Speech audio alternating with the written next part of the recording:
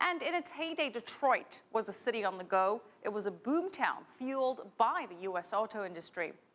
But decades later, it's a shadow of its former self. Now the city is buckling under the pressure of unpaid bills.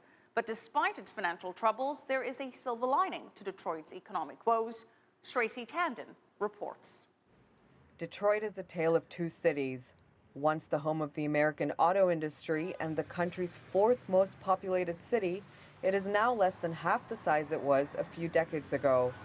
Last month, Governor Rick Snyder declared the city to be in a state of financial emergency as the public sector is plagued with $14 billion in long-term liabilities that include pension and medical obligations and other debts. As the public sector lags, the private sector has experienced tangible signs of growth. In late 2011, entrepreneur Rachel Lutz opened her first clothing store, the Peacock Room.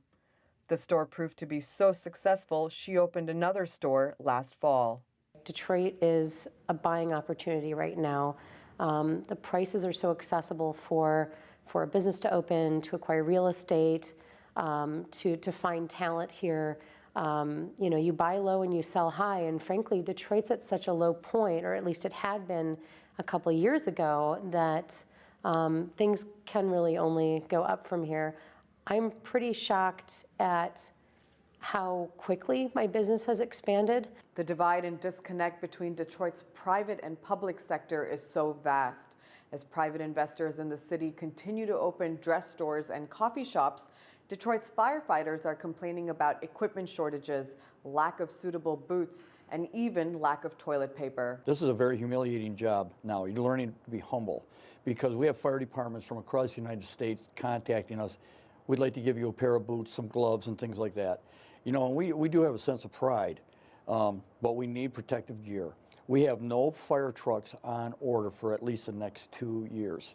We're woefully strapped everywhere you turn. And we did have a big thing about toilet paper. And we didn't think we'd get to that level. While the city of Detroit collects the biggest chunk of shared state revenue, it has now hired an emergency manager to repair its deeply troubled finances. And although the picture here in Detroit seems unstable and unfinished, many individuals are just hoping to get their city back on track. Shraysi Tandon, CCTV, Detroit. And even though Detroit is on the brink of bankruptcy, the state of Michigan's economic upswing has won the state a higher credit rating from Fitch Ratings and a positive outlook from Standard & Poor's Ratings. Both rating agencies increased the grading, meaning that they think there is a higher chance that creditors will be repaid.